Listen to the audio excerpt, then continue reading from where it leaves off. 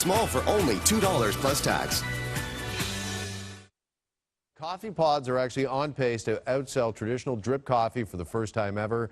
Marketing and shopper insights expert Robert Levy joins us now to talk more about this trend and why a famous actor could be the catalyst for it all. Robert, nice to see you this morning. Nice to see you. All right, first off, why are these pods so popular? Why are they now outpacing drip coffee?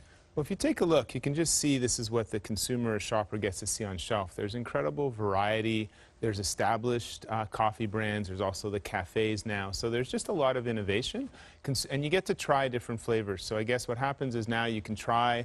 You're not committed. It's not a big bag. It's just 10 K-cups, not that expensive. And also, if different people want different flavors, someone wants decaf, someone wants a different kind of aroma, they get to all have their choice. And the taste is guaranteed. You push a button, and it's consistent every single time. All right, so is it convenience or is it Clooney? Because a lot of people are talking about George Clooney, and he's got some sort of effect here with his endorsement of Nespresso. Yeah, so I think the three big systems, there's the K-Cups, there's Nespresso, and then there's Tassimo. So in terms of, that's more of a bit of a niche, and it's really, he's helped premiumization, really, of the pods. These should have their own names. These are capsules, these are K-Cups. So Nespresso is kind of the third, so K-Cups are much, much bigger.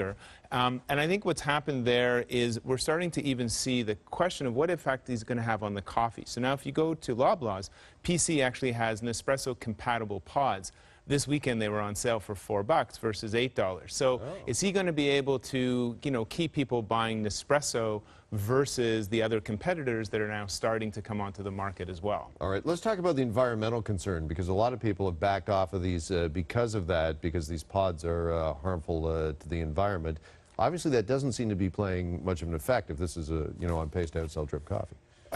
Environmental questions are always interesting, and it's a bit of a mixed bag because consumers do care about the environment. So 79% actually feel that they appreciate when companies actually make their products more environmentally friendly. 60% actually feel their daily choices have an impact. So what's the deal? Because consumers do know they're bad for the environment.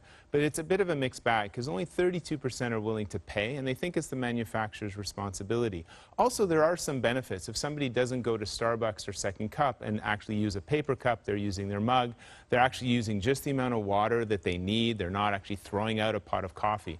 But I think this is something we're going to see, and there's an opportunity waiting to happen. Consumers want to be doing the right thing. So we have a couple of brands like Marley Coffee now is available, and they're recyclable. We have another one that's 99% biodegradable. You can also buy a reusable K-cup. So for those consumers that absolutely want to do a better thing, they can.